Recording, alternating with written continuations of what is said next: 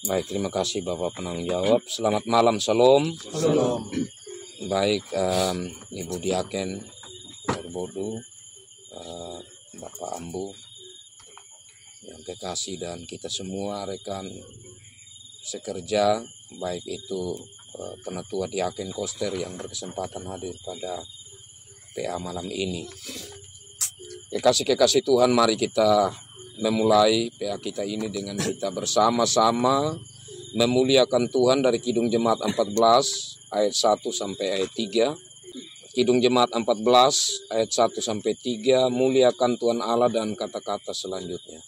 Muliakan Tuhan Allah, muliakan Tuhan Allah, muliakan pimpinannya dalam kasih sayangnya.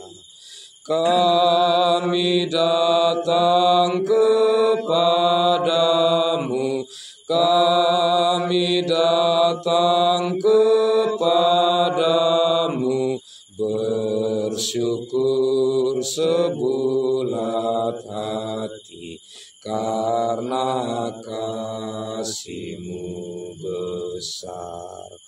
Kau dekat dengan firman-Mu, Kau dekat dengan firman-Mu, ya berfirmanlah ya Tuhan, kami siap mendengar.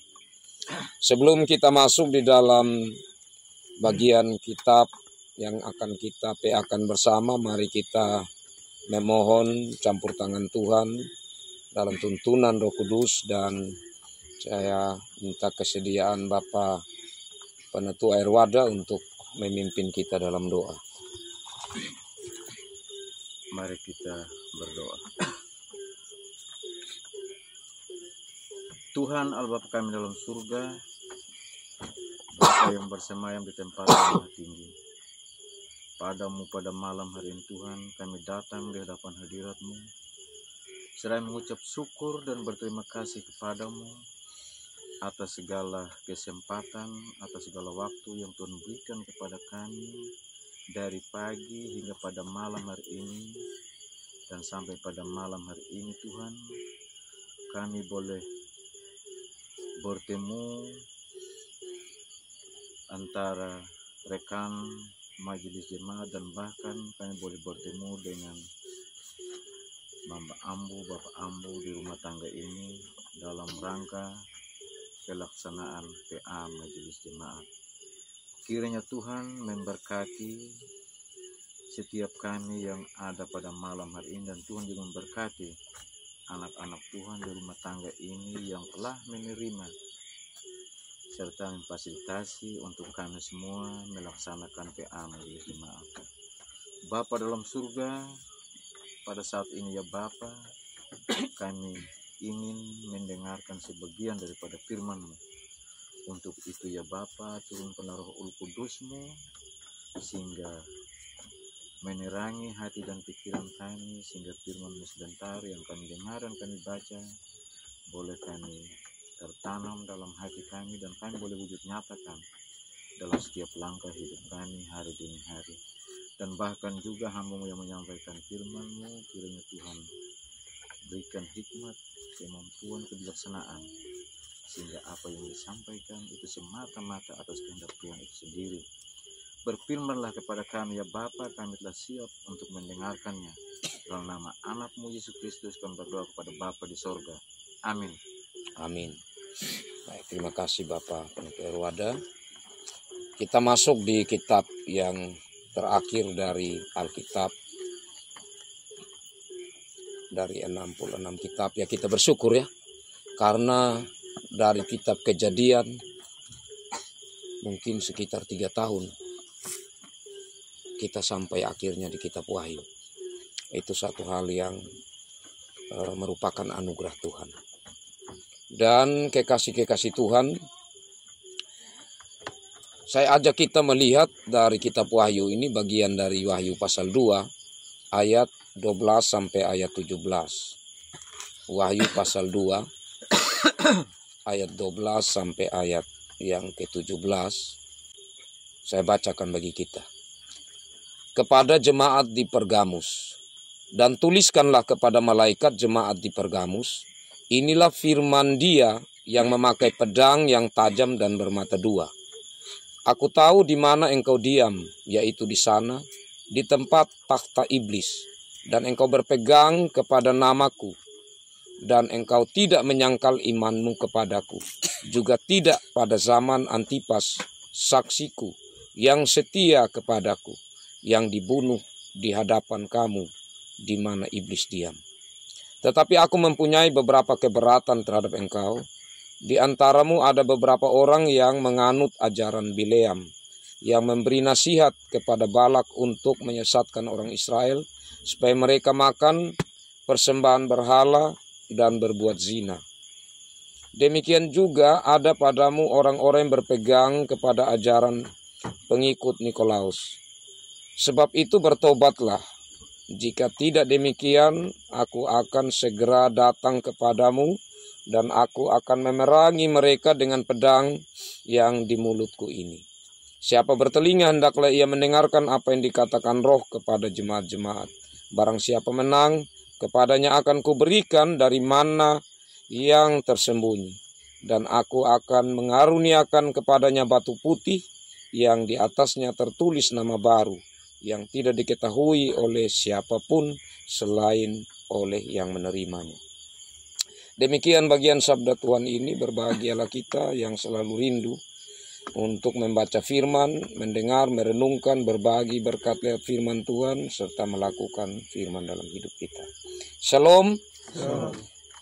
Kekasih-kekasih Tuhan, kitab Wahyu ini adalah kitab yang ditulis oleh Rasul Yohanes, Rasul yang terakhir ya, dari 12 murid Yesus. Ya, inilah sebenarnya hal yang luar biasa ya, cara Yesus dalam memilih muridnya. Jadi di saat Yesus memilih murid-murid, kemungkinan yang tertua itu adalah Petrus. Tapi kenapa Tuhan memilih satu orang yang muda sekali? Itu kemungkinan dia masih belasan tahun waktu itu, sekitar 17-18 tahun. Nah, dan pada akhirnya ya, baru para ahli kemudian mendalami, dan ada 1-2 orang yang ya diberikan pencerahan oleh Roh Kudus, sehingga mereka menemukan jawaban bahwa sebenarnya itu maksud dan tujuan Tuhan yang sungguh luar biasa untuk gerejanya. Jadi di saat murid-murid yang lain sudah meninggal ya, kurang lebih 30 tahun ya, sebelum Yohanes ini mati. Jadi Yohanes itu dalam 30-an tahun setelah tidak ada lagi murid-murid yang lain atau rasul-rasul yang lain, dia masih terus dipercaya Tuhan sampai akhirnya ia meninggal kurang lebih 90-an tahun ya, dalam usia yang sangat tua. Dan dia mengalami tentu cukup banyak tantangan ya, terlebih khususnya di zaman hidupnya dan orang-orang Kristen dalam bagian Asia Minor atau Asia Kecil waktu itu. Itu di zaman pemerintahan Domitianus ya. Domitianus ini yang kurang lebih ya 980-an sampai 90-an. Jadi diperkirakan puncaknya di dalam pemerintahan Kaisar Domitianus itu tahun 95-96 itu orang Kristen sangat mengalami penderitaan, tekanan. Karena apa?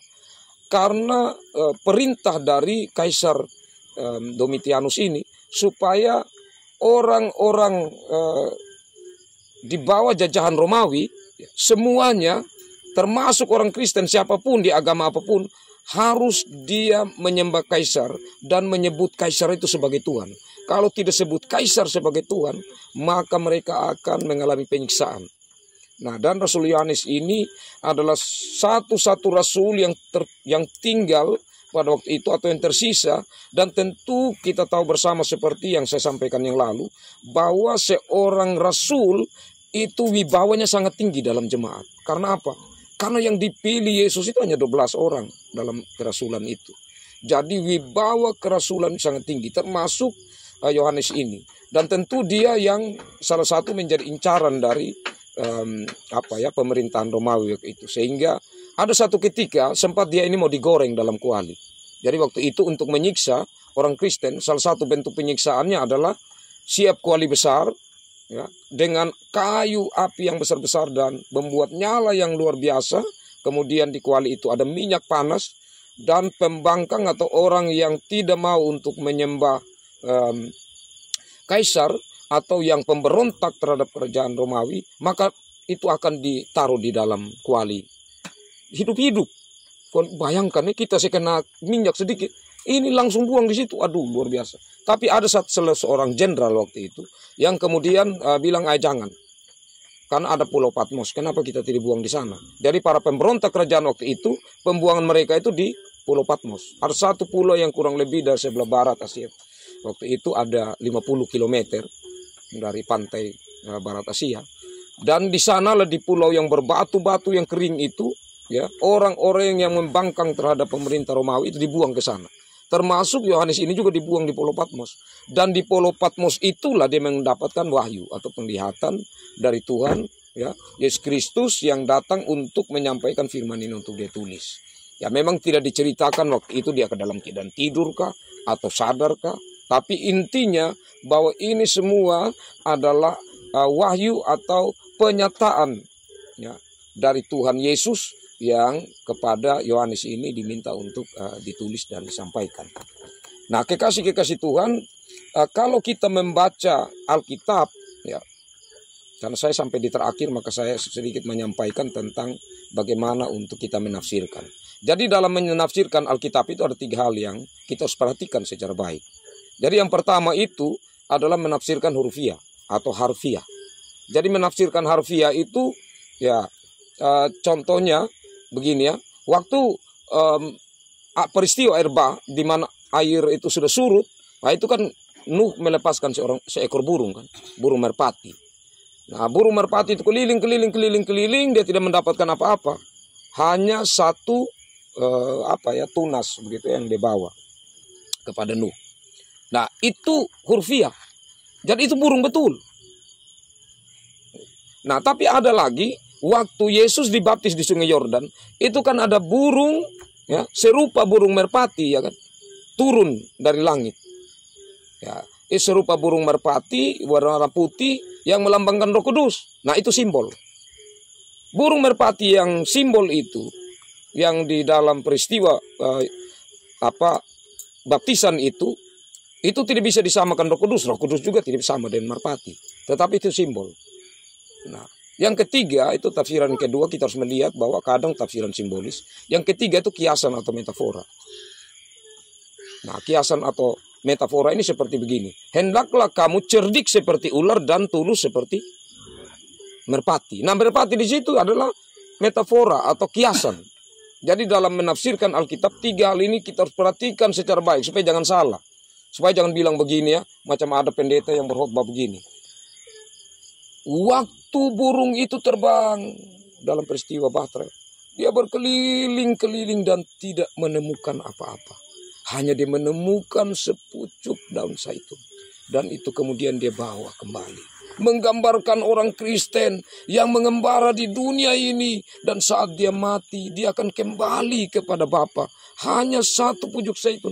Atau hanya iman yang membawa dia kembali kepada Bapa. Itu salah tafsiran itu.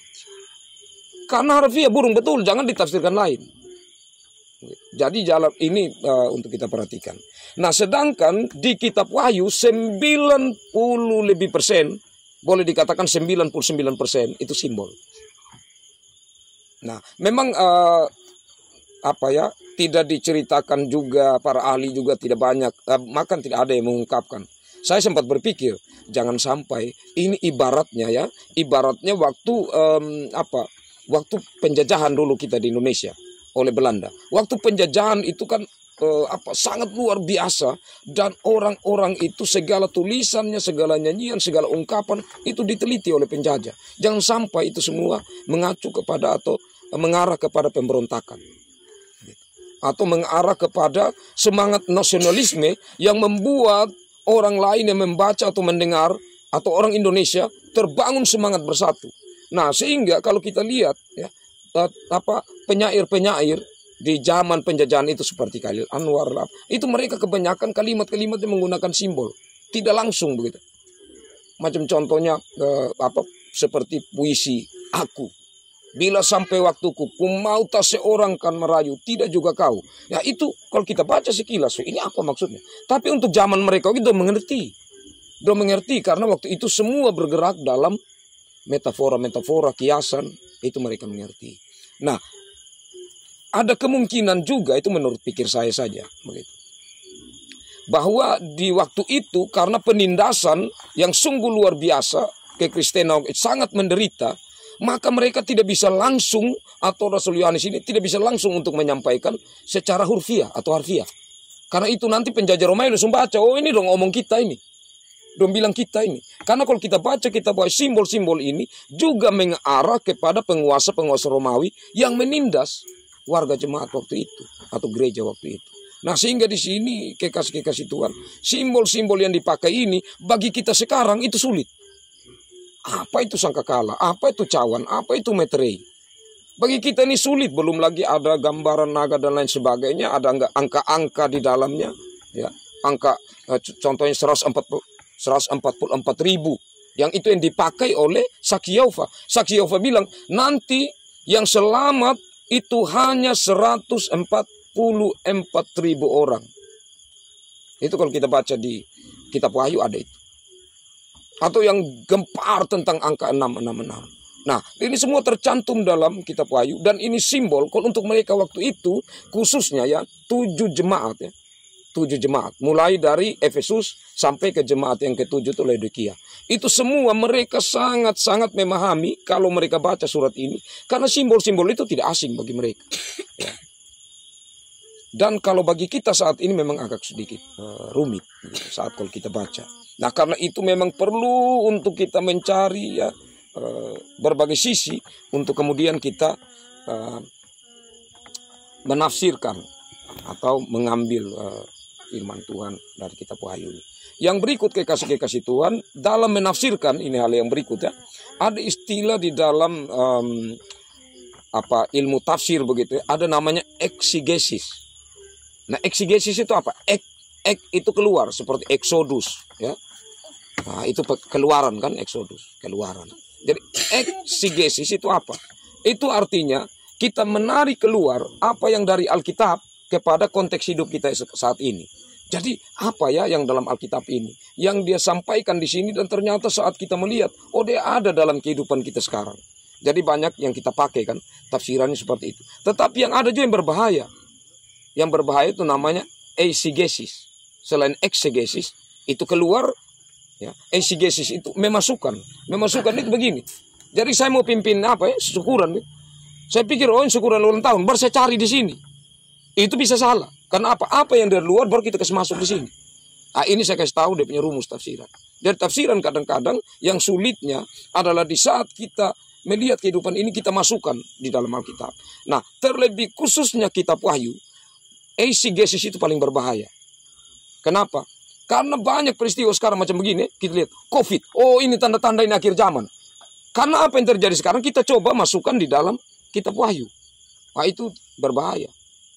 Gitu. Sehingga nanti kalau ada yang punya nomor begini, beli di Bavalen, lihat begini dari ujung belakang 666. Wih, angka setan ini. Saya tidak mau ganti nomor. Saya beli nomor lain. Nah, itu adalah kita sudah eisegesis, memasukkan apa dari luar ke dalam Alkitab ini. Nah, ini yang kita akan melihat dari kitab Wahyu. Pertama, prinsip kitab Wahyu itu apa? Prinsip dari kitab Wahyu itu adalah kitab Wahyu ini mau menceritakan tentang Allah sejarah yang berdaulat. Allah sejarah yang berdaulat kalau kita baca dalam kitab ini, ya baik dari pasal 1 itu akan kita lihat tentang yang awal yang akhir, Alfa dan Omega, ya kan. Nah, ini mau membicarakan dalam kedaulatan Allah, Allah yang memulai dunia, Allah juga yang akan mengakhiri. Tetapi dalam Allah yang memulai dan mengakhiri bukan hanya pada titik itu saja penekanannya. Maksudnya Allah sudah mulai, oke Allah diam.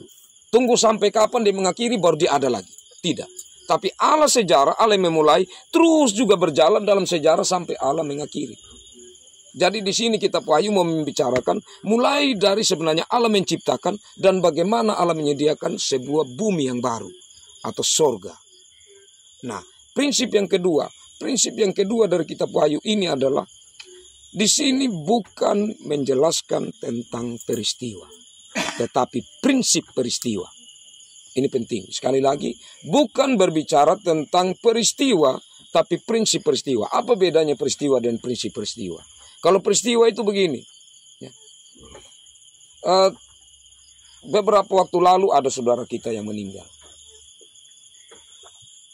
Tahun lalu ada yang meninggal. 2 tahun lalu seperti itu. Itu peristiwa kan. Tapi prinsip peristiwa, setiap orang pasti mati. Itu prinsip peristiwa. Bisa beda kan ya? Jadi kalau peristiwa itu berbicara tentang kronologis atau waktu yang berjalan. Jadi hari ini ya kita ada di sini. Nanti lagi kita akan bertemu di itu peristiwa yang sedang dan akan berlaku. Tetapi kalau prinsip peristiwa ya berbeda. Jadi kalau manusia ya ada di sana saudara kita menderita, di sana yang menderita, di sana yang menderita. Prinsip peristiwanya semua manusia selagi hidup di dunia pasti mengalami yang namanya penderitaan. Itu prinsip. Oke, saya pikir dari contoh itu kita bisa pahami. Yang berikut, kekasih-kekasih Tuhan, dari kitab Wahyu ini membicarakan ada beberapa doktrin. Memang sebenarnya cukup banyak doktrin. Ya, beberapa di antaranya. Doktrin tentang teologi. Theo itu Allah, sedangkan logi itu ilmu tentang.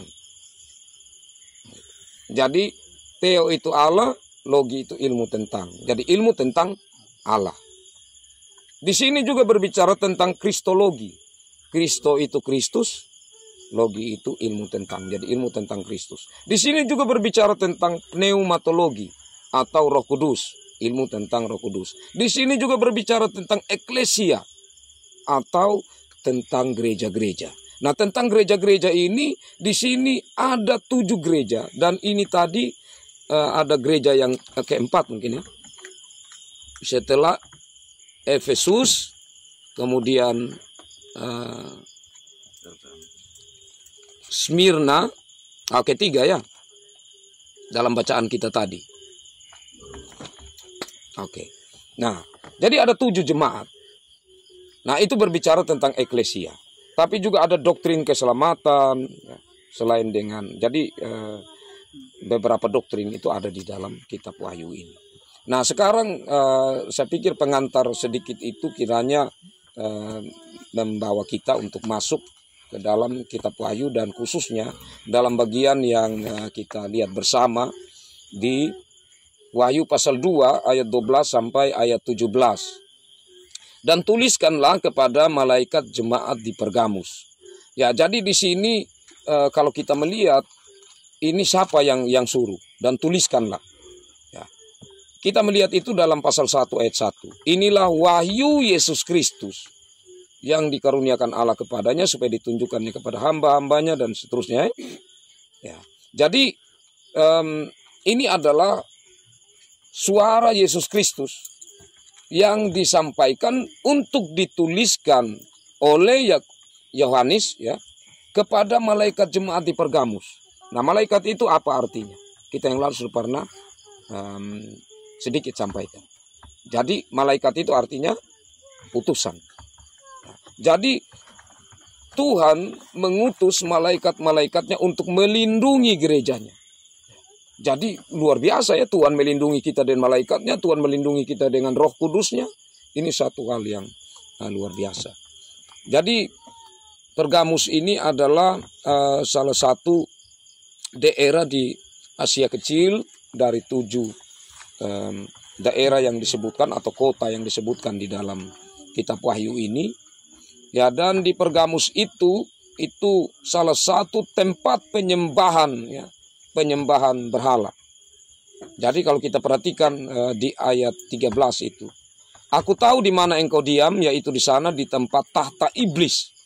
Nah, jadi firman Tuhan ini ditujukan di jemaat Pergamus yang di sana tempat penyembahan berhala. Jadi kalau dikatakan tahta iblis, berarti di situ ada kuil besar yang dibangun, dan di situ ada tempat penyembahan yang luar biasa. Jadi jemaat Tuhan hidup di tempat di mana di situ orang-orang yang tinggal menyembah berhala. Inilah firman Dia yang memakai pedang yang tajam dan bermata dua. Nah, pedang yang tajam dan bermata dua, ya di sini kita melihat secara secara simbol ya. Secara simbol. Jadi kalau pedang itu, kalau kita melihat secara pertama yang saya katakan tadi, contohnya secara harfiah atau hurufiah, itu saat salah satu murid Yesus menebas telinga salah seorang yang prajurit yang datang untuk menangkap Yesus, ya. Kita ingat itu kan? Ya, Petrus yang menebas telinga Malkus ya. Jadi waktu itu pedang yang dipakai itu bukan simbol, pedang betul. Ya, jadi itu pedang betul. Nah, kalau simbol itu seperti waktu di kitab Roma. Jadi di kitab Roma itu Tuhan bilang bahwa pemerintah itu saya berikan kepada mereka pedang. Apa maksud pedang di situ? Pedang di situ kuasa penghakiman. Ya, jadi pemerintah diberikan pedang atau kuasa untuk mengadili. Jadi itu simbol. Nah, metaforanya ya seperti ini juga. Jadi seperti kalau kita baca di kitab lain ya, di yang perlengkapan rohani itu Efesus atau di mana. Itu kan berbicara tentang pergunakanlah perlengkapan senjata Allah mulai dari topi ya, ketopong sampai kepada alas sepatu kan. Nah, di situ ada yang dikatakan untuk melawan penguasa-penguasa yang ada di udara, artinya melawan iblis, itu gunakanlah pedang roh. Pedang roh itu adalah firman Tuhan. Nah, di sini juga sama. Inilah firman Dia yang memakai pedang yang tajam dan bermata dua. Ini berbicara tentang firman Tuhan. Nah, firman Tuhan di sini Dia bilang bermata dua. Itu harus dipahami. Yang pertama itu adalah firman yang di sini pribadi kedua Yesus Kristus, ya, yang adalah kebenaran. Dan yang kedua adalah darahnya. Ya, jadi memahami kebenaran itu, tetapi sekaligus Yesus Kristus yang adalah penyelamat kita yang telah berkorban. Darahnya telah tercurah. Ya, ini cukup dalam kekasih Tuhan. Ya, tapi saya pikir dua itu kita bisa tangkap dulu, bahwa pedang bermata dua itu firman yang adalah Yesus Kristus, firman yang adalah kebenaran yang keluar dari mulutnya, dan yang kedua itu adalah Dia yang telah berkorban, darahnya tertumpah untuk mengampuni dosa. Jadi iblis itu takut dua hal ini. Ya. Dia takut di saat anak-anak Tuhan itu terus berpegang kepada kebenaran. Yang kedua, di saat darah Yesus itu disebutkan. Ya. Jadi itu adalah sebuah pedang yang menakutkan iblis. Nah, kekasih-kekasih Tuhan, selanjutnya di sini dia berbicara tentang pujian. Jadi kalau kita melihat baik-baik di sini ayat 13, aku tahu di mana engkau diam, yaitu di sana di tempat tahta iblis, dan engkau berpegang. Ya. Jadi mereka ini tetap berpegang pada Yesus ya, berpegang pada namaku, dan engkau tidak menyangkal imanmu kepadaku, juga tidak pada zaman Antifas saksiku yang setia kepadamu, yang dibunuh di hadapan kamu, di mana iblis diam. Jadi ini ada salah seorang bernama Antifas, seorang yang sangat-sangat taat kepada Yesus Kristus, sampai diperhadapkan juga dengan maut. Dia tidak menyangkal Yesus, bahkan dia dibunuh.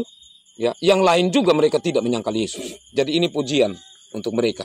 Karena dalam keadaan sulit pun bahkan seorang dari antara mereka dibunuh, tetapi mereka tetap tidak menyangkal. Nah, tapi di sini ya, ada juga yang penting untuk mereka renungkan, atau yang berhubungan dengan kelemahan atau kesalahan mereka, ayat 14. Tapi aku mempunyai beberapa keberatan terhadap engkau. Di antaramu ada beberapa orang yang menganut ajaran Bileam, yang memberi nasihat kepada Balak untuk menyesatkan orang Israel supaya mereka makan persembahan berhala dan berbuat zina. Nah, itu ceritanya bagaimana, Pak Mam? Itu ada di Bilangan 23 dan seterusnya sampai 26 mungkin. Nah, jadi ceritanya begini. Nah, suatu waktu di mana waktu bangsa Israel dari Mesir sudah mau sampai di Kanaan, ya? Sudah mau sampai di Kanaan, dan Musa memang waktu itu masih hidup, belum pergantian ke Yosua. Nah, waktu itu mereka sudah dekat dengan Moab, ya, dan di situ rajanya Balak.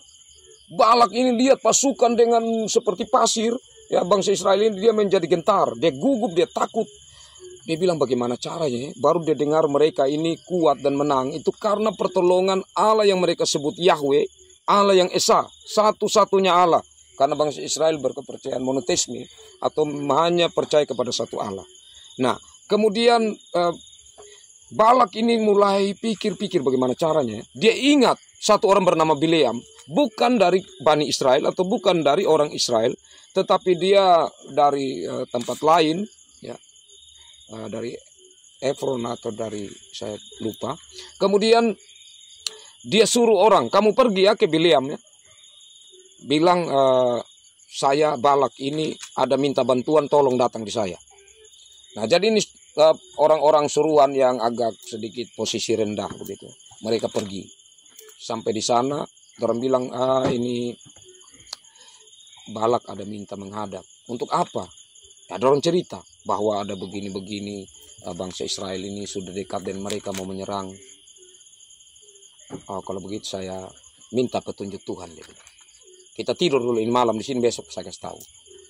Akhirnya malam itu dia berdoa. Bileam ini berdoa karena Bileam ini juga yang percaya kepada Allah yang Esa.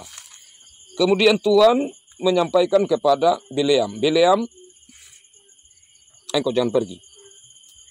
Itu bangsa di sana, saya berkat mereka, kenapa kamu kutuk? Oh, akhirnya tidak jadi. Dia bilang, ayo kamu pergi saja. Dia bilang sama ini pesuruh. Suruh sampai di raja mereka, di Balak, mereka sampaikan. Ini Bileam tidak mau. Oh begitu. Dia cari lagi pemuka-pemuka yang lebih tinggi. Artinya posisinya lebih tinggi. Dia bilang, kamu pergi di sana. Nanti ya kamu bawa juga apa mas. Dan apa yang dia minta nanti di sana, bilang aja. Pokoknya saya akan penuhi. Jadi ini suruh pergi di sana. Sampai di sana mereka bilang sama Nabi Tuhan ini, Bileam ini. Bileam bilang, tunggu saya minta petunjuk ya, seperti yang lalu juga. Jadi dia minta sama Tuhan. Nah, Tuhan bilang, oke, pergi saja begitu. Pergi saja, tidak apa-apa. Nah, akhirnya ya Bileam bilang, oh, kamu pulang sudah, nanti saya ikut. Dia bilang. Nah, mereka pulang. Nah, dia ikut tapi pakai apa? Pakai keledai. Seperti kuda yang tapi apa lebih lemah begitu ya dari kuda. Ya, dia pakai keledai. Dalam perjalanan itu, nah, tiba-tiba keledai ini tidak mau jalan. Dia mogok. Nah, langsung Bileam pukul begitu. Kenapa kau tidak mau jalan? Nah, kemudian dia paksa ini keledai jalan. Keledai mepet lagi di tembok. Karena ada sesuatu yang keledai lihat sehingga dia takut untuk maju. Dia mepet di tembok sampai tergores, luka. Artinya karena terhimpit di tembok. Ada tembok tempat perbatasan untuk pokok anggur, pohon anggur. Jadi terjepit di situ dia. Dia marah, dia pukul lagi ini keledai. Dia paksa jalan. Akhirnya keledai tidak bisa jalan lagi, dia langsung tiarap begitu. Wah, dia marah. Jadi Bileam pukul lagi. Kenapa kau begini? Kau tidak mau jalan? Apa kau punya masalah ini sebenarnya? Akhirnya Tuhan buka mulut dari keledai ini. Keledai bilang, selama ini ya, saya ini dari kecil dengan engkau sampai sekarang. Ya, sejak engkau bisa tunggang saya, bisa apa begitu ya, kendarai kemana-mana. Sampai sekarang apa saya pernah buat masalah? Ya memang tidak, Bileam bilang. Kalau begitu kenapa kau siksa saya? Tiba-tiba Tuhan buka lagi matanya Bileam. Bileam bisa lihat di depan. Dan seorang berdiri seperti tentara. Besar, tinggi. Kenapa kau pukul itu keledai? Dia langsung tersungkur. Dia tersungkur. Dia tahu bahwa di depannya dia ini bukan orang sembarang. Oke, karena kau memang berniat mau terus pergi ke sana, oke kau pergi. Tetapi ingat, hanya perkataan yang saya sampaikan kepadamu yang boleh kau sampaikan. Jadi engkau jangan kutuk itu bangsa Israel. Oke, Bileam sampailah. Jalan terus sampai di Balak. Balak bilang, oke bagaimana sekarang kita pergi, sudah mari kita lihat di sana. Mereka jalan sudah lihat. Orang Israel mereka di atas gunung, mereka lihat di bawah Israel begitu banyak berjalan. Nah sekarang bagaimana? Oke, kalau gitu siap, kasih saya 7 mesbah. Kasih saya 7 sapi jantan, 7 domba jantan. Jadi dia mulai pasang masing-masing di ini mesbah. Dia mulai sembah Tuhan. Apa yang diminta? Supaya Tuhan bisa izinkan untuk tadi Tuhan larang untuk kutuk bangsa Israel, supaya Tuhan kutuk ini bangsa Israel.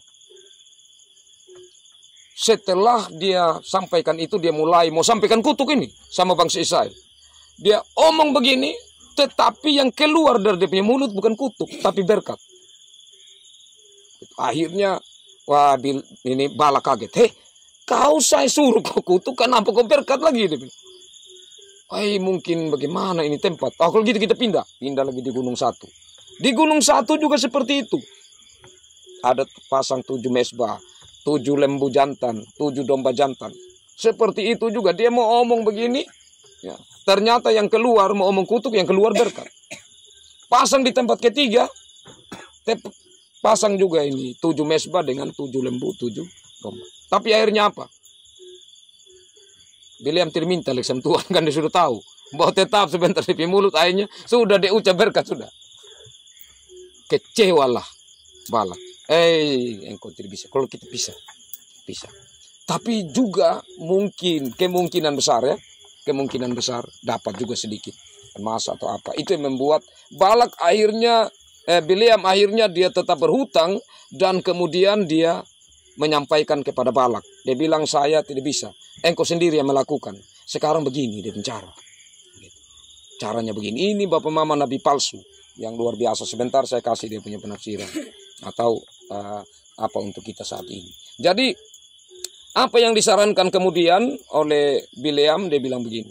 Balak, saya tidak bisa melakukan. Tapi saya sarankan begini. Bangsa Israel itu orang yang dituntut Tuhan untuk hidup suci. Karena Tuhan mereka itu suci. Caranya begini. Engkau cari perempuan cantik. Bawa engkau langsung suruh perempuan cantik pergi mereka punya kemah. Maka perempuan cantik itu pergi di kemah orang Israel. Mereka terpana. Perempuan cantik itu memberi diri mereka. Dan bangsa Israel itu tercemar. Dan akhirnya mereka sampai tertarik untuk menyembah. Itu kita bisa lihat di Bilangan pasal 26. Sampai ada orang sembah. Itu berhala-berhala dari daerah Peor itu. Yang Baal Peor ya. Itu Baal di situ dewanya. Dorong sampai sembah. Karena perempuan-perempuan ini tadi. Akhirnya Tuhan kasih penyakit sama mereka. Dan sekitar 24.000. Sekitar 24.000 tercatat dalam kitab Bilangan itu. Yang bangsa Israel mati. Sampai akhirnya ya kemudian ada peristiwa tertentu yang membuat mereka kembali diselamatkan oleh Tuhan. Nah ini kenapa dia ceritakan di sini Bapak Mama. Dia katakan di sini beberapa orang yang menganut ajaran Bileam yang memberi nasihat kepada Balak untuk menyesatkan orang Israel, ini perempuan tadi ya, supaya mereka makan persembahan berhala dan berbuat zina. Jadi mereka menyembah berhala dan yang dilarang Tuhan itu makan, itu makanan yang disembahkan kepada dewa-dewa atau kepada Baal. Justru mereka makan bebas. Disitulah yang membuat Tuhan murka kepada mereka. Dan perilaku seperti itu yang telah terdapat dalam perjanjian lama itu juga yang dilakukan oleh orang-orang. Jadi maksudnya mereka begini ya. Mereka itu memang bertahan. bertahan untuk tetap percaya Yesus. Tetapi makanan yang disembahkan kepada berhala kan ini tata iblis, tempat penyembahan berhala. Mereka sikat saja, mereka tidak mau tahu. Nah, sedangkan itu adalah satu kekejian di hadapan Tuhan. Nah, selanjutnya demikian juga ada padamu orang-orang yang berpegang pada ajaran pengikut Nikolaus. Ya, ini kita bisa baca di Kisah Para Rasul pasal 6 ayat 5. Sebab itu bertobatlah, jika tidak demikian aku akan segera datang kepadamu dan akan memerangi dengan pedang yang di mulutku ini. Ya, siapa bertelinga, hendaklah ia mendengarkan apa yang dikatakan. Jadi memerangi mereka dengan pedang ya, yang di mulutku ini, kita ingat tadi itu firman Tuhan. Ya. Jadi itu firman Tuhan itu untuk mengadili mereka. Jadi saat mereka berdiri di hadapan Tuhan, ya, dan Tuhan menyatakan ini kesalahanmu, maka ya mereka pasti akan menerima hukuman di saat mereka berhadapan dengan perbuatan mereka. Mereka akan langsung mengetahui bahwa perbuatan mereka itu salah. Barang siapa menang, kepadanya, ini janji ya, kepadanya akan kuberikan dari mana yang tersembunyi, dan aku akan mengaruniakan kepadanya batu putih. Ini juga simbol ya. Ya. Jadi artinya mana itu kan membuat mereka kenyang. Artinya mereka akan dicukupkan, mereka akan dipelihara begitu oleh Tuhan, dan jaminan bagi mereka bukan saja di dunia, tetapi akan menerima hidup yang kekal karena nama mereka sudah tertulis ya, yang di atasnya tertulis nama baru ya di batu putih itu.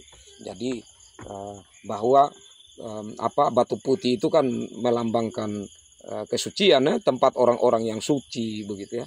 Jadi ini sebuah simbol di mana mereka sudah mendapat bagian di dalam kerajaan Allah. Jadi demikian itu Bapak Mama, saya agak cepat karena sebenarnya terlalu banyak dan terlalu panjang dan saya pilih ini. Tapi sekarang Bapak Mama kekasih Tuhan, kita pasti baca banyak dan banyak yang menjadi pertanyaan sesungguhnya dari kitab Wahyu ini. Karena saya berikan kesempatan kepada kita semua untuk kita ada yang sempat membaca dan mau berbagi berkat lewat pernyataan-pernyataan, atau juga yang mau bertanya untuk kita sama-sama berdiskusi dalam kesempatan indah ini. Baik, saya batasi sampai di sini dan saya berikan kesempatan untuk kita semua. Saya putar mulai dari Bapak Gilvi. Terima kasih. Ya. Tadi yang mengikut ajaran dan beliau yang memberi nasihat pada Balak. Nanti pertanyaan saya, Bapak, kenapa Balak ini memberi nasihat beliau memberi nasihat pada Balak itu harus engkau seperti itu? Yang sebenarnya kan itu larangan dari Tuhan. Artinya kan beliau itu tahu bersama bahwa dia tak itu maka dia kasih nasihat kepada Balak ini supaya Balak itu melakukan yang tidak benar. Kenapa beliau bisa memberi nasihat kepada Balak itu tidak benar?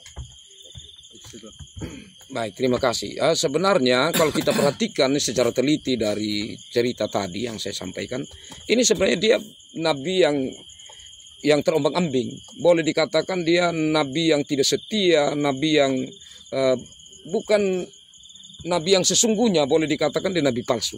Kenapa?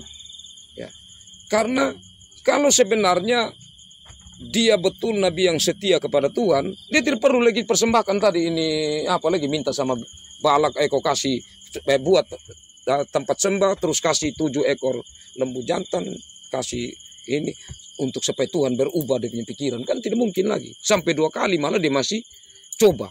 Itu kan berarti nabi kalau yang setia, apa yang Tuhan katakan itu sudah dia tidak perlu coba-coba lagi seperti mencobai Tuhan.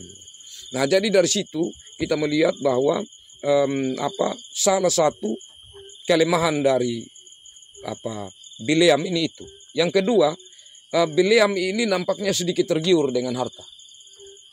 Jadi ukuran seorang nabi yang tidak setia kepada Tuhan, bahwa ia lebih memikirkan materi daripada apa yang dia harus lakukan sebagai kehendak Tuhan dalam kehidupan pelayanannya. Nah, yang ketiga, kalau sudah seperti itu, seorang nabi yang seperti itu iblis punya sasaran. Jadi iblis ini kan bapa segala dusta tuh. Artinya dia punya akal banyak iblis ini. Nah, jadi iblis akan tetap pakai, apalagi tadi dia sudah waktu berpisah itu. Nah, seperti yang saya bilang tadi, kalau kita kontekskan dalam hidup kita sekarang ya, itu contoh saja. Kalau sudah di pengadilan, ya bisa saya bilang begini di hakim. Kalau nanti saya menang, itu engkau dapat 50%. Tapi kalau saya tidak menang, tapi saya juga tidak kalah, ya 5%. Tetap ada lah begitu. Nah, ini bisa ada kemungkinan besar, ya Bileam ini tetap dapat juga, begitu. Karena dia sudah dibawa ke sana kemari, apalagi dia tadi karena juga tidak tertulis, tetapi sebenarnya ada di dalamnya itu, ada tersirat ya seperti itu.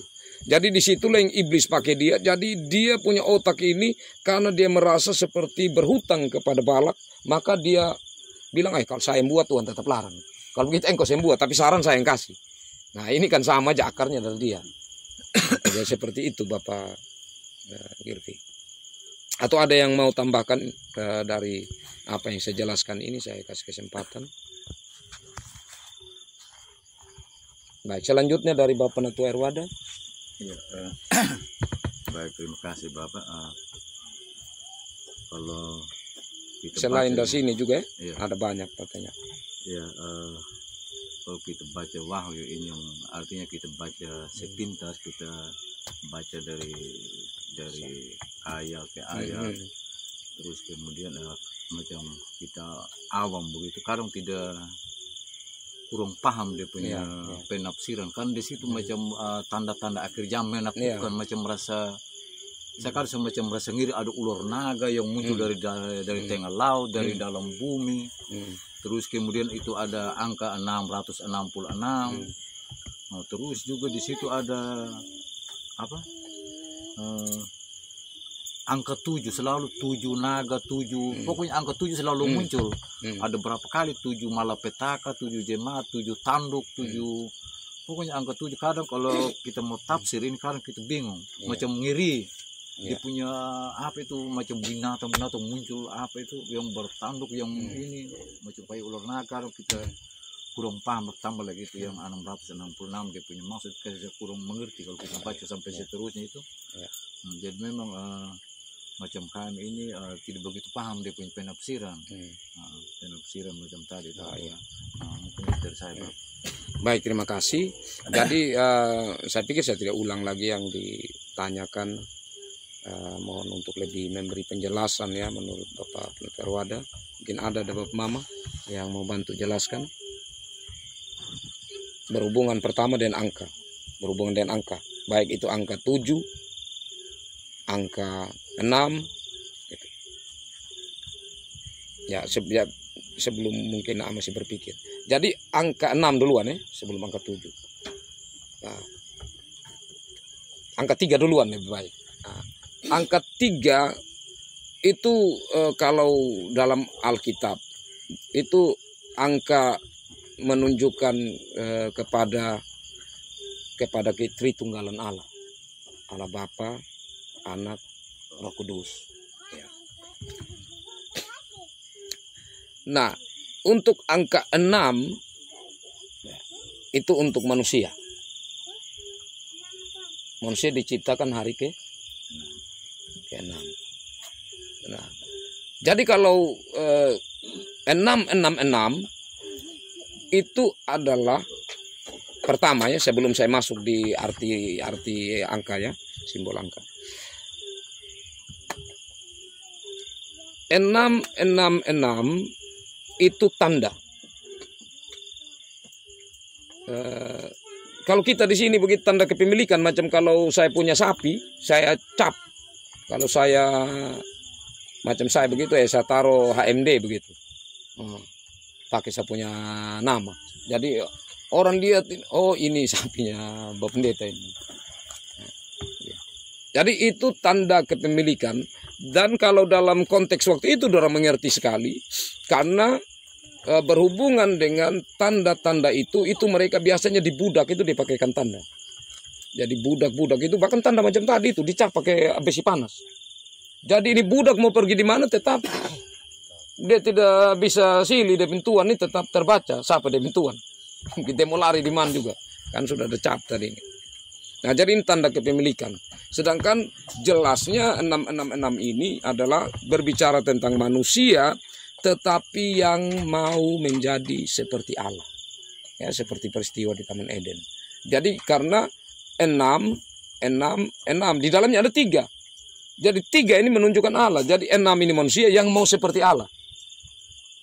Begitu. Jadi ini simbol yang dipakaikan di situ bahwa mereka ini ya yang memiliki kejahatan seperti ini, mereka ini adalah milik iblis. Jadi mereka ini pemiliknya adalah iblis. Bukan soal angka yang betul-betul angka, tetapi gambaran dari kejahatan-kejahatan yang diuraikan di dalam kitab Wahyu ini. Terlalu banyak kejahatan. Itu seperti kejahatan yang disampaikan di dalam 1 Sangkakala, 2, 3 sampai ke 6 itu ya, itu sudah sangat tinggi. Tapi yang ke-7 itu yaitu udah puncak sudah. Puncak dari jadi itu neraka sudah begitu. Nah, jadi kalau yang sampai ke-6 itu masih di bumi, yang ke-7 itu sudah neraka. Nah, sedangkan meterai ada 7 meterai juga itu kalau tadi sangkakala itu yang disampaikan ada 7 sangkakala itu di situ semuanya ditujukan kepada orang fasik atau orang-orang yang melanggar firman Tuhan atau menjauh dari kehendak Tuhan, ya mereka yang sudah di luar milik Tuhan atau menjadi milik dari iblis, maka 7 sangkakala itu diperuntukkan bagi mereka. Sedangkan kalau meterai itu bagi orang benar juga mengalami dan orang fasik juga mengalami. Seperti itu. Nah, nanti ada lagi 7 cawan yang khusus lagi bagi orang fasik seperti sangkakala tadi. Nah, sedangkan angka 7 itu angka kesempurnaan. Jadi macam saya katakan tadi, bahwa kalau yang pertama masih ringan kan, di sangkakala pertama, ya, sampai yang ke-7 itu dia punya akhir, artinya sempurna sudah. Seperti itu angka 7 dari orang Israel itu melambangkan angka penciptaan. Jadi saat dari hari pertama Tuhan cipta sampai hari ke-7 selesai Tuhan Israel. Itu angka sempurna. Nah nanti kita ketemukan juga, macam saya katakan tadi, ada angka 144. Ya itu nanti ada lagi dia punya teknik untuk sampai di angka itu. Tapi dia berangkat dari angka 12 suku orang Israel, berangkat dari 12 rasul, jadi 12 kali 12 ya, kali 1000. Maka dia mendapatkan 144.000. Itu menunjukkan juga kesempurnaan atau kegenapan. Jadi kitab Wahyu ini sebenarnya mau berbicara 7 jemaat itu perwakilan dari gereja-gereja yang ada mulai dari Yesus datang sampai nanti Yesus datang yang kedua kali. Jadi gereja-gereja mulai Yesus datang yang pertama kali sampai Tuhan Yesus datang yang kedua kali. Gereja-gereja yang digambarkan 7 gereja ini gambaran dari gereja-gereja dalam perjalanan. Saya pikir itu lebih menarik waktu kita baca. Oh ternyata kita temukan juga dalam kehidupan kita. Jadi eksegesis tuh kita temukan. Oh ternyata juga teguran ini itu kita alami sekarang. Berarti dalam perjalanan gereja-gereja ini masih akan terus seperti itu sampai penggenapannya nanti atau Yesus datang yang kedua kali. Ya saya pikir itu dulu yang saya dapat sampaikan Bapak Ratu Arwada. Dari Bapak Tinus. Terima kasih.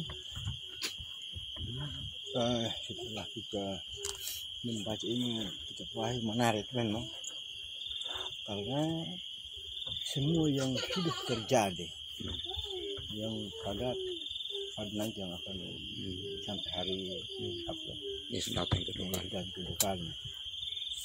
Tapi yang saya tanya apakah Yohanes ini berapa orang nama Yohanes? Pertama Yohanes ada, baru ini yang ciptakan ini Wahyu ini kitab Yohanes juga. Itu yang saya tanya. Oke, ya. Jadi seperti sempat sedikit yang saya sampaikan yang lalu, bahwa yang tulis kitab Injil Yohanes 1, 2, 3 Yohanes dan juga Wahyu Yohanes itu adalah orang yang sama. Nah, kenapa para ahli menetapkan itu sebagai orang yang sama? Karena dari profil teologinya, dari dia punya pokok-pokok pikiran begitu tentang doktrin. Ya, maksudnya macam begini, kalau kitab lain itu tidak berbicara tentang logos, Allah firman. Kenapa dia berbicara di sini? Di Injil Yohanes. Ternyata nanti dia bicara lagi di sini. Dan itu persis ya, cara berpikirnya sama dengan yang di Injil Yohanes. Oh, ini satu orang yang tulis. Apalagi meskipun dia tidak sampaikan di sini bahwa saya salah satu dari rasul. Ya, karena mereka kan nama sudah besar, tidak perlu lagi mereka berikan penjelasan. Jadi di gereja di mana wibawa atau otoritas mereka sangat dihargai, maka di saat mereka menyampaikan ini dari Yohanes, semua orang sudah tahu dia adalah orang yang disebut Rasul Yohanes. Bapak saya.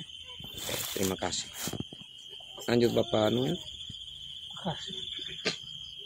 Saya yang tanya yang pertama itu dari Wahyu 3 dan sampai ke 5. Itu kan semacam surat yang ditulis tadi Yohanes itu kepada wilayah kota yang 7. Efesus, Smyrna, Pergamus sampai dengan Laodikia. Di sana pada kata akhirnya, siapa yang bertelinga hendaklah mendengar. Tapi yang menarik bagi saya, kepada engkau ini ketua wilayah pada 7 wilayah ini atau ada orang tertentu? Selalu ada saya kepada engkau. Jadi dari hampir kata-kata itu yang pertama. Yang kedua, tadi sempat juga disinggung 144.000 yang telah dimeteraikan dari suku Israel. Itu hanya sebagai bayangan saja untuk memotivasi kita untuk siap betul bertahan dan berjaga-jaga, ataukah mereka sudah melayani Tuhan sungguh-sungguh berada di sorga? Itu. Terus yang terakhir, yang ketiga, tadi sempat Pak Pendeta singgung itu pedang bermata 2, yang satu ini, tapi yang saya dengar di pengkhotbah pembawa firman satu ibadah bahwa hampir banyak pendeta yang tidak mau mengkhotbahkan ayat ini karena dia kena kepada jemaat dan kena pada dirinya sendiri begitu. Itu bermata 2 itu sama saja benarnya atau kira bagaimana? Terima kasih. Ya. Baik, terima kasih Om Noel. Nah, yang pertama ya, tujuan kata engkau itu ya, nah itu kepada jemaat yang ditujukan itu. Jadi ada jemaat-jemaat di situ dan saat surat ini dibacakan itu maksudnya kata engkau itu supaya mereka menerima pertama secara komunal persekutuan, tapi kemudian itu datang langsung ke pribadi mereka. Jadi seperti mana ya? Nah ini. Tetapi aku mempunyai beberapa keberatan terhadap engkau, ya kan? Nah jadi itu disampaikan kata engkau itu satu lembaga, satu jemaat itu, tapi sekaligus merujuk kepada masing-masing pribadi untuk mereka renungkan. Nah selanjutnya sebelumnya itu pengertian saya kan begini, jangan misalnya kepada wilayah hukum ada ditujukan ke Bapak Pendeta sudah yang sosialisasikan, pengertian saya begitu. Yang engkau itu tadi ya tidak. Dia tidak kepada macam tua-tua yang ada di situ atau pelayan khusus, tidak. Malah kalau kita perhatikan di sini, setiap kita melihat di pertama itu dia katakan begini kan. Coba lihat semua bagian pertama. Kalau setiap jemaat, dan tuliskanlah kepada malaikat jemaat di Pergamus. Nah, jadi ini tuliskan maksudnya begini, bahwa mereka itu harus menyadari setiap jemaat itu bahwa Tuhan sedang terus menyertai mereka. Ada utusannya yang terus ada bersama mereka. Jadi perintah kepada Yohanes ini untuk menyampaikan itu kepada malaikat, dan supaya mereka jemaat itu mendengar surat yang disampaikan itu. Coba kita perhatikan baik-baik di bagian tadi 13. Aku tahu di mana engkau diam, yaitu di sana di tahta iblis. Itu engkau itu semua mereka. Jadi kalau satu orang saja yang dituju tidak, tetapi itu untuk semua. Begitupun nanti kalau kita lihat seperti bagian-bagian yang surat-surat yang lain. Ya. Iya. Oke, selanjutnya tentang pedang. Itu apa tafsiran di bagian mana itu? Ada bukan tafsiran, tapi ada ayat Alkitab yang menyatakan itu. Ya. Pedang bermata dua. Ya, dia menembus apa ya? Kalau yang lain menembus, memisahkan antara jiwa dan roh. Gitu. Tapi kemungkinan ada itu yang dia akan menusuk apa ke sana dan sampai juga ke sini. Tapi dalam konteks kan begini. Memang kalau kita begini Bapak, kalau kita menafsirkan Alkitab, ini yang kadang-kadang yang rumit, dan ini yang paling rumit sebenarnya. Kalau kita membaca tentang terang di Injil Matius dengan kata terang di Injil Yohanes, itu maknanya beda. Jadi seperti tadi pedang mungkin ditafsirkan di sana, tapi dalam tafsiran Wahyu ini seperti ini. Jadi dia tidak mudah begitu untuk kita langsung di sini sama aja dengan di sini. Ya, mungkin itu dia khotbahkan di bagian lain. Tapi kalau bagian ini yang dimaksudkan adalah pedang itu dua hal ini tadi. Gitu. Ada lagi yang tadi saya lupa Bapak Nune. Itu yang 144.000 suku Israel. Nah, itu yang itu saksi Yehova. Apakah sudah itu memang betul mereka sedang melayani Tuhan di surga, atau hanya ini gambarannya saja untuk memotivasi kita yang masih hidup di dunia gitu? Nah, itu sebenarnya adalah angka kesempurnaan begitu. Jadi bagi saksi Yehova bahwa ya hanya 140, mereka tafsirkan harfiah 144.000 sudah nanti yang apa? Selamat. Yang selamat. Tidak ada lagi yang selamat. Gitu. Nah, jadi mereka beramai-ramai. Gitu. Siapa tahu kita masuk. Masuk dari situ. Padahal 144.000 ini coba kali ya. 12 kali 12 berapa? Iya, 144. Nah, kali 1.000.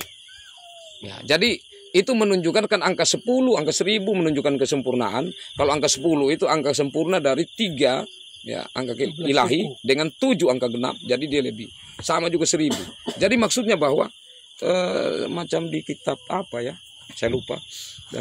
Bahwa ada banyak tempat di sana. Artinya Tuhan sediakan itu terlalu banyak tempat begitu. Artinya seperti luasnya hati Allah, sorga itu terlalu luas. Jadi bisa tampung. Jadi ini angka sempurna.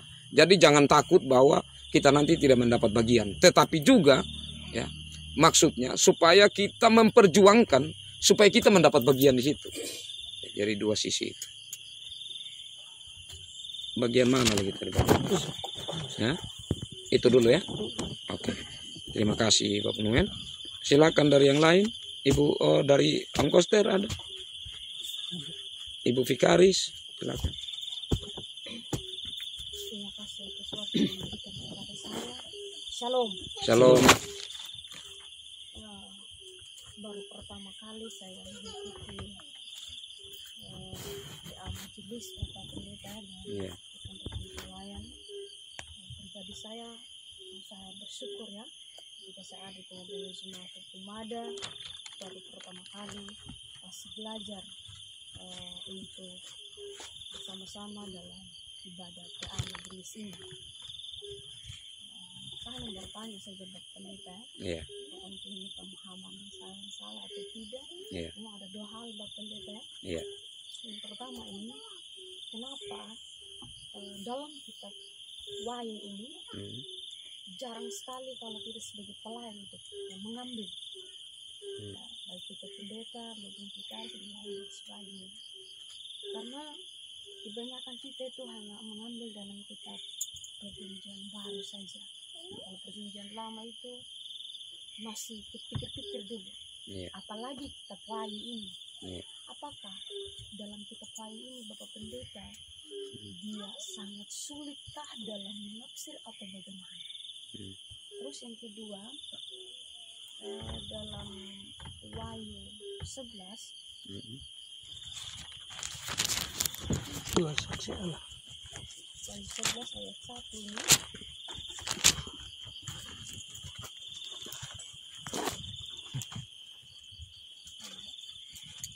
dua saksi Allah. Kemudian diberikanlah kepadaku sebatang bulu seperti tongkat pengukur rupanya, dengan kata-kata yang berikut, bangunlah dan ukurlah bait suci Allah dan mesbah dan mereka yang beribadah di dalamnya. Terus di ayat 2 juga, tetapi kecualikan antara bait suci yang di sebelah luar, janganlah engkau mengukurnya, karena ia telah diberikan kepada bangsa-bangsa lain dan mereka akan menginjak-injak kota suci 42 bulan lamanya. Dari kata mengukur ini, Pendeta, inilah yang menjadi pertanyaan saya juga dan menjadi pergumulan juga Bapak ya. Awal waktu itu ketika saya orientasi di Jemaat Perlengina, ini dalam kata doa gitu Bapak, itu sering bukan dekat juga, langsung ditegur begitu. Dan juga itu bukan hanya saya saja, ada beberapa penulis dan lain sebagainya sering menggunakan kata mengukur dalam kita berdoa atau di dalam doa pembacaan firman Tuhan. Kadang kita mengatakan bahwa saat ini kami mau mendengarkan firman, sebagian kecil dari firman. Apakah dari satu pembacaan firman Tuhan ini dalam Alkitab ini, apakah kita bisa mengukur atau tidak? Jadi itu saja yang menjadi pertanyaan saya Bapak. Saya kembali. Ya, baik, terima kasih Ibu Karis. Jadi yang pertama, sebenarnya untuk kitab Wahyu ini ya hanya karena mungkin saya tidak tahu kalau yang lain, tapi kalau kita di kelas Yono Kakak itu yang lalu pernah kami di jemaat-jemaat, saya lupa mungkin, tapi pastinya itu masih 10 jemaat belum pisah. Itu kami angkat dulu itu khotbah untuk 7 minggu untuk surat masing-masing jemaat yang ditujukan mulai dari Efesus sampai Laodikia. Ya, jadi kita di Kasuan Kakak sudah itu, sudah dulu 7 surat itu kita khotbahkan. Ya. Memang tidak mudah karena simbol ya, tapi sebenarnya juga tidak terlalu sulit. Artinya begini, kalau kita mengerti apa yang ada di sana ya, begitu, pasti akan lebih mudah kita pahami. Ya, seperti macam kepada siapa yang dia bilang Smyrna, kok mana? Saya lupa, Tiatira. Kamu tidak panas, tidak dingin begitu. Jadi suam-suam saja. Itu karena di sana ada dua sungai. Yang satu tuh dia punya air panas memang. Dan satu ada 2 mata air. Yang satu mata airnya mata air panas, yang satu mata air dingin. Jadi untuk orang di sana, saya bilang tadi, itu mereka paham sekali. Begitu 7 bintang lah itu mereka paham semua. Nah, contoh macam sekarang corona ya. Corona di sini kita bilang, wah corona ini sudah dimaksudkan oleh kitab suci ini tentang penderitaan yang kita rasakan dia sudah. Nah, seandainya kita corona ini yang kita sudah paham sekarang bahwa ini yang dimaksudkan Wahyu, kita pergi di keadaan mereka dulu, arti kita masuk ya. Mereka contohnya ada di dunia lain begitu, kita pergi di sana kita bilang, oh ini sudah yang dimaksudkan itu Wahyu, itu hari ini yang ditulis itu ini corona. Belum bingung apa itu corona. Gitu.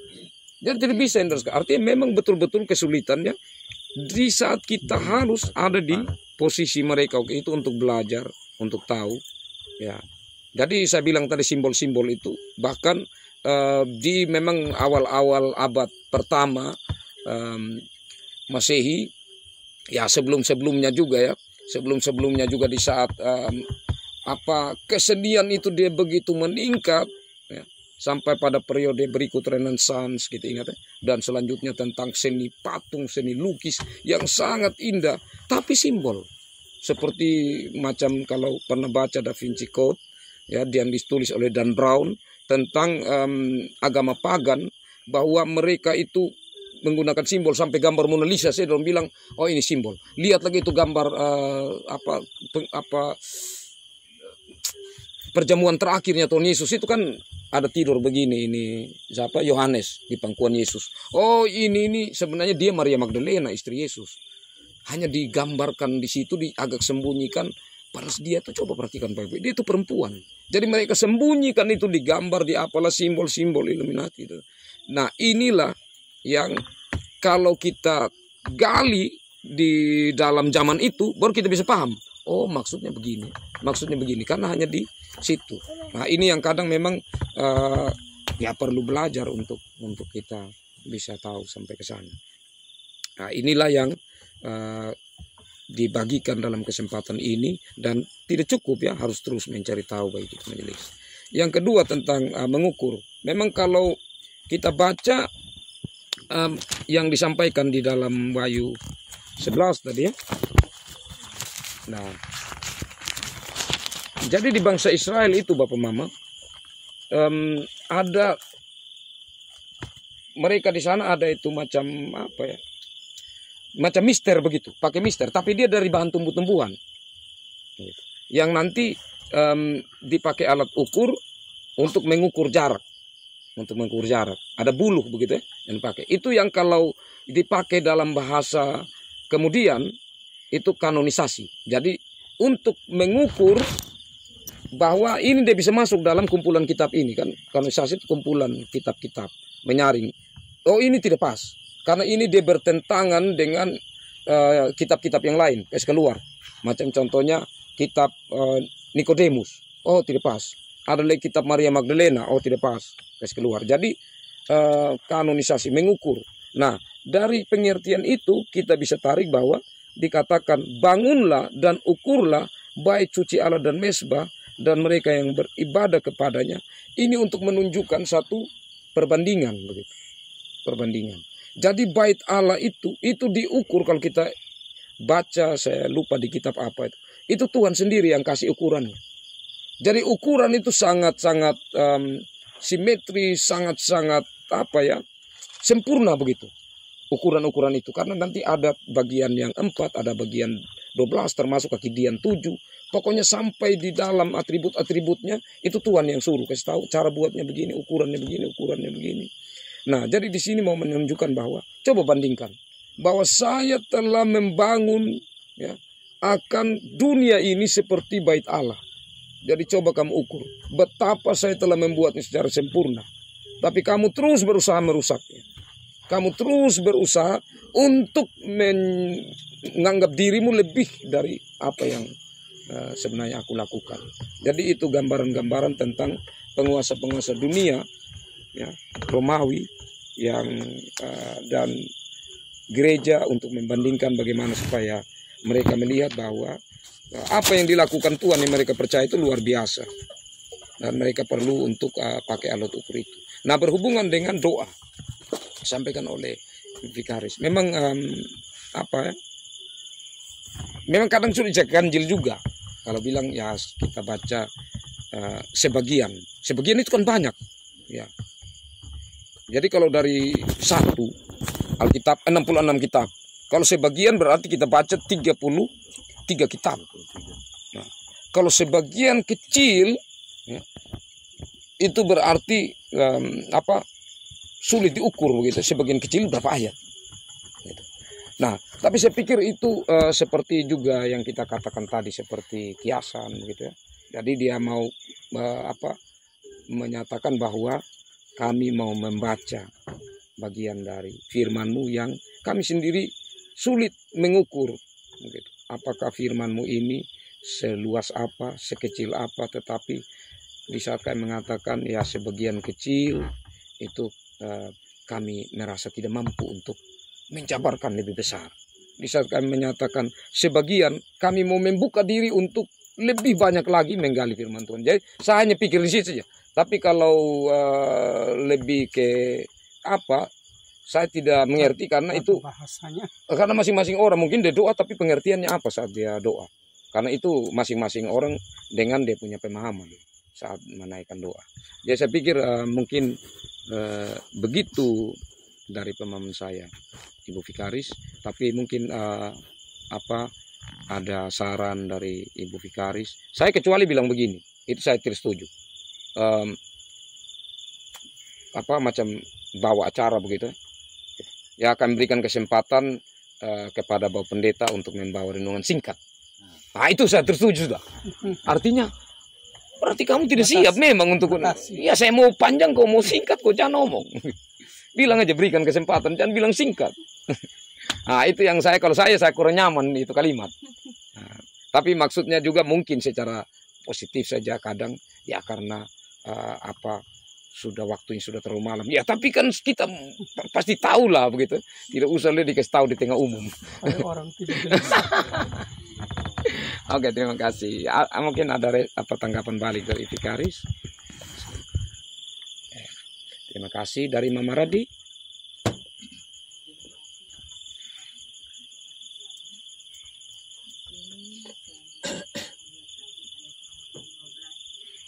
Ya.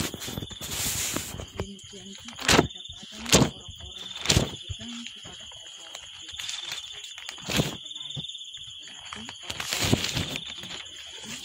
yang pengikutnya 15. Oh, ayat. Ayat 16. Oh, iya. Oke, kalau saya tidak salah tadi saya minta cek di Kisah 6 ayat 5 mungkin ya. Saya sempat ngomong sedikit tadi. Kisah 6 ayat 5.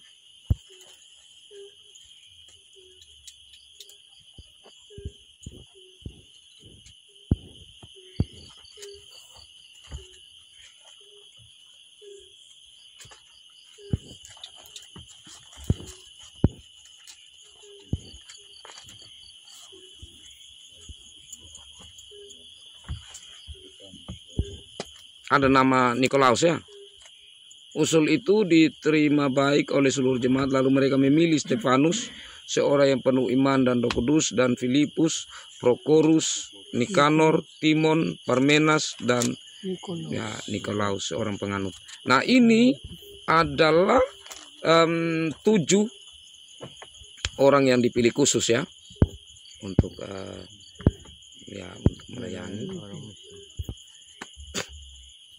melayani orang miskin ya. Diaken.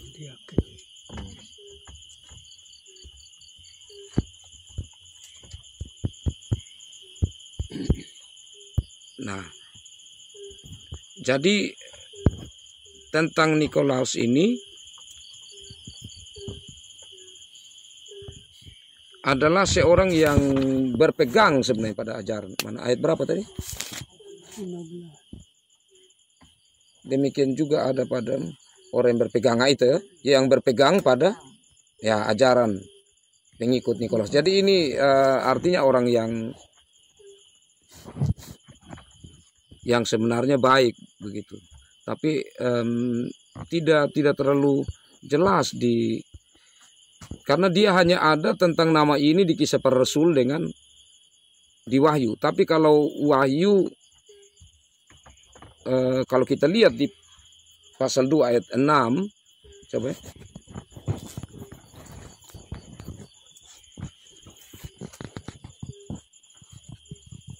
Dia justru orang yang sebenarnya mungkin akhirnya melenceng ya. Yang sudah dipilih tetapi kemudian melenceng. Tetapi ini yang ada padamu, yaitu engkau membenci segala perbuatan pengikut-pengikut Nikolaus yang juga ku benci. Jadi dia nampaknya orang yang kemudian seperti murtad begitu ya, berbalik dari Tuhan. Oke, terima kasih Mama Radi. Ada lagi Mama Radi? Oke. Dan Mama Ambu, Mama Cesar, Pak Hans, siapa? Oh, Pak Fian, Pak Hans. sedikit kembali ke tadi Ibu Pikaris. Ya. Pikaris tadi kan pernah melayani di Ikir. Oh di Palmina. bahwa pendeta dan majelis manajer tidak boleh ada kata tadi mengukur firman Tuhan. Makanya seperti itu. Memang firman Tuhan luas. Tetapi karena saya kadang sering berdoa itu, saya bilang sebagian dari firman Tuhan. Kadang saya bilang itu. Nah, pertanyaan saya, apakah kata sebagian atau bagiannya saja? Karena atau tidak boleh sama sekali. Karena kadang kita membaca firman Tuhan yang kan menurut saya sebagian yang saya bisa baca bukan dari kan tidak dijangkau, sehingga hanya sebagian saja yang saya bisa baca, yang saya bisa renungkan firman itu. Jadi ukurannya saya sesuai yang kita mampu, yaitu kita baca firman itu. Kalau dan memang firman ini luas, tidak bisa kita ukur gitu, bisa dijangkau. Karena kebiasaan ini apakah boleh dan tidak gitu. Terima kasih. Oke, baik, terima kasih. Jadi saya pikir seperti yang saya sampaikan tadi, Hans, itu kembalikan kepada kita yang mendoakan itu. Nah, kalau mau saran begitu, kalau mau saran, ada baiknya kita doakan Tuhan, kami mau membaca ya, bagian firman Tuhan. Jadi macam Pak Hans bilang pakai bagian, ya. Tapi itu kan kalau saya begini. Tapi kan ini kembali kepada kita punya maksud apa, gitu. Karena waktu doa itu kan hubungan kita dengan, tapi juga jangan sampai membawa orang lain menjadi ganjil, gitu. Karena kita bukan doa sendiri, tapi bersama-sama. Baik, terima kasih Pak Hans. Dari Bapak penanggung jawab. Oh, Pak Meli. Iya. Baik, terima kasih. Ya, saya pikir banyak sekali kalau kita mau gali ya dari. Oh, silakan. Seperti yang Pak Hans bilang tadi sebagian. Tapi kadang juga kita sering juga membaca Alkitab. Ketika saya baca Alkitab satu ayat, demikian jauh firman Tuhan. Padahal satu ayat. Itu kadang sering kita ucapkan itu maksudnya bagaimana Mbak? Artinya macam saya pemikiran saya demikian jauh. Padahal hanya satu ayat. Kadang kita sering dengar begitu. Demikian jauh firman Tuhan yang kita baca dan kita dengar. Padahal hanya satu ayat. Ini juga macam dia ganjil. Seperti yang Pak Hans bilang tadi di sebagian. Bukan sebagian kecil, tapi kadang kita bilang sebagian. Mungkin itu saja yang saya tanya. Demikian jauh. Saya pikir doa-doa yang kita sampaikan sekarang ya, itu terbawa dari kita dengar. Saya yakin begitu. Gitu. Karena kita dengar orang, kita coba ikut, ini kayaknya pas begitu ya. Nah, jadi seperti itu juga kalimat demikian jauh, itu saya juga sering-sering dengar begitu. Apa begitu? Ya. Nah, saya kadang berpikir begini, demikian jauh, jauhnya firman Tuhan itu dari Israel atau dari Roma sana sampai di sini. Gitu, demikian jauhnya. Sejauh timur dari barat. Tapi mungkin juga karena itu pertama orang tidak terlalu konsen waktu doa itu ya begitu. Yang kedua karena sudah terlalu biasa dengar di telinga, jadi ya sudah begitu, tidak menjadi satu apa begitu. Atau yang baca firman begitu. Waktu baca firman ya demikian jauh firman Tuhan ya kan sudah biasa ya kan. Tapi ya bagus, Mbak Feni sudah ingat itu, selalu merasa ganjil untuk itu ya. Nah biarpun panjang juga demikian jauh, ini seperti kita berjalan jauh nih. Demikianlah firman Tuhan ya, pas di sini. Tapi itu kita ya saya pikir nanti kalau Bapak ini dengar langsung tanya, itu maksud apa? Tapi kalau dari mimbarnya tidak bisa. Tapi waktu turun nanti tanya. Itu tadi kalau itu. saya dengar Ibu Ijil dan Bapak Angga saya tanya gitu. Apa yang jauh, apa yang jauh saya dengar. Padahal kenapa yang jauh sekali saya bilang. Padahal satu ayat. Terima kasih. Ada lagi yang tambah yang mau sampai? Kalau tadi yang Hans bilang itu, kalau menurut saya di ini dulu. terambil dari Wahyu 2 ayat 12 sampai 17. Mari kita berdoa. Jadi bagian dari firman ini tadi yang sudah kita sebut itu gitu. Tidak lebih-lebih dari itu. Kita omong sebagian dari firman yang kita sudah sebutkan kan tadi. Baik, terima kasih. Oke, baik Bapak Mama, kita bersyukur karena kesempatan